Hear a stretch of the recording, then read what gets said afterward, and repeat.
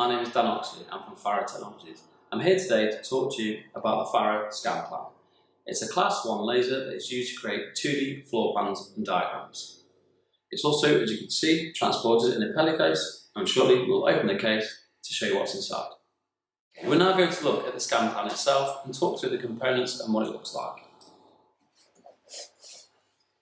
First thing to talk about are the lasers. There's two lasers actually on board. It has a 230-degree field of view from the front, and also on the bottom you have a laser that projects. This is very important when it comes to taking photographs, but we'll talk about that at a later stage. If I turn the device slightly over, you can see there's a power button. You simply press that power button on for about 1.5–2 seconds, and it will charge the device and turn it on. At the back we have a USB adapter, we have a charging point, we have a power light so we know that we're working, and also we can see a battery.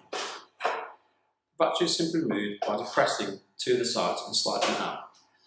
Another I like to talk about is the phone tray. If I lift this up, you can notice there are two metallic plates on the bottom and a USB hole. I'm simply going to take the phone, slip it in, and make sure all the magnetic connections connect.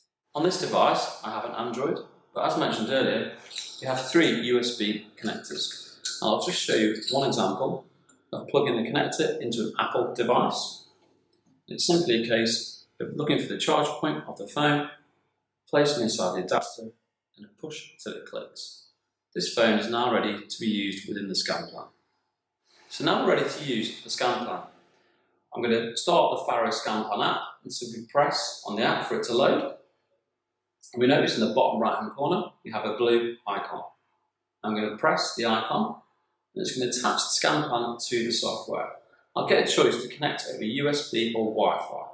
In this mode, I always want to use the USB connection, so I'll simply press the top option, and it'll tell me that it's connected to the ScanPlan. It'll then give you the license agreement, which I'm going to hit OK because I've already read it and I understand. What's also worth noting is that sometimes it can ask you to turn the USB tethering on the Android device. This software will take you to that stage if it's not already activated.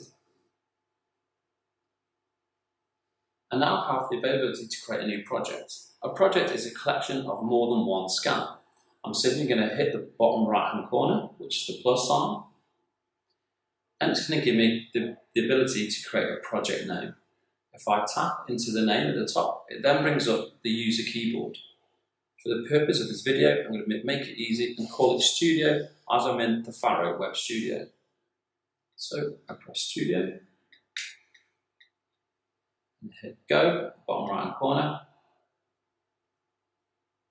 After a few seconds, it gives you the new plan name. It's called Studio, but also importantly, it has the level. This is the point where you need to change the level to the level that you are working on. If you're on the 4th floor, 3rd floor, etc., just change that level. This becomes very important at the end of the project and something I can explain further to you at the end. I'm happy that I'm going to be on level 1. I'm happy that I'm in the studio, so I'm going to press Add. The device is going to load. We're going to start capturing data. You see the laser out the front. So I'm going to take you on a walk. We're going to do some live scanning. Now that we've got the ScanPlan turned on and the app running, I'm going to capture some live data. So I've started to walk. You know, it's got a 230-degree field of view, so it's capturing the walls as I move. But as I've walked, I've noticed there's a point of interest, which I want to capture and add into my diagram. So I'm simply going to turn around, place the scanner, looking at the item of interest. In the bottom right hand corner, I have a plus sign. I'm going to hit my plus sign, and then I've got an option of a picture. I'm going to press the picture button, and it's going to say move ScanPlan to the position that I want. We'll notice now that the laser has also come out from the bottom, and that we talked about earlier. That's to make sure we're in exactly the same position that we want. Now, from this angle, I want to capture the sign and the fire extinguisher, so I'm going to hit confirm. It's going to bring up the photograph option within the camera. I'm going to just simply press the photograph button, press the tick, and I can see that's been annotated into my diagram. I'm now going to carry on my walk. As I'm walking around and capturing the data, it's always important to keep an eye on the screen. The screen gives us live feed as the data that's captured. If we're walking and we notice we have areas that we've missed, we can simply turn around, walk back and recapture the data. So I can see in this corner, there's a slight recess. I'm just literally going to turn to face the recess, and then I'm going to carry on walking forward.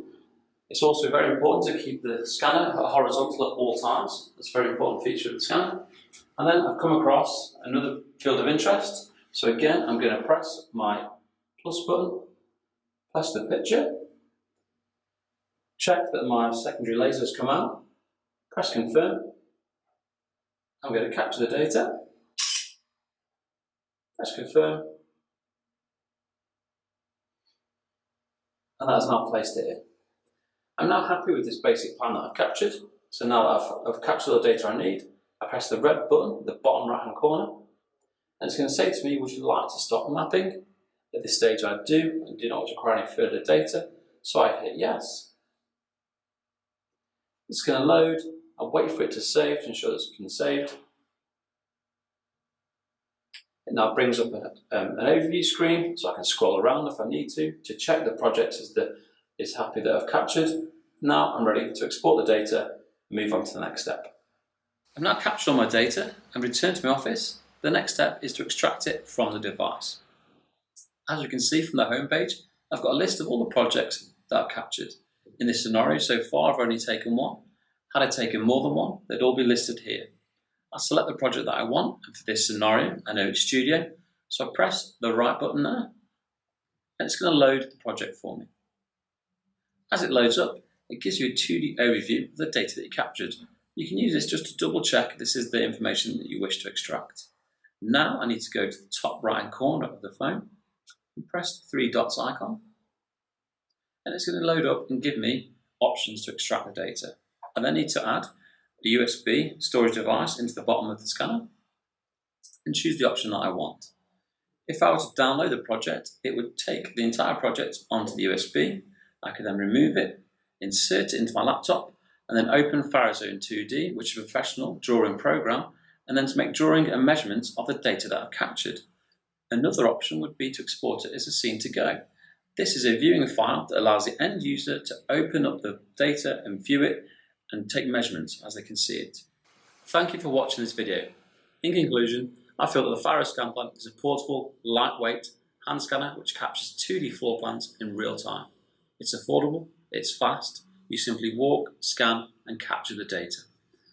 The scanner is really easy to use and also includes a 2D drawing program called FARO 2D. This allows you to enhance your project with symbols, animation, satellite imagery, and also, importantly, to take measurements. Also in conjunction with this, we have Scene to Go, which is a secure offline way of sharing the project with partners, colleagues and other end users. The FARO ScanPlan really is an affordable solution which appeals to a number of markets. Security pre-planning, fire scene pre-planning, crime scene investigation, post-search warrant, executive planning, just to name a few. And again, I would just like to take this time to say thank you for watching the video and I hope you enjoyed it.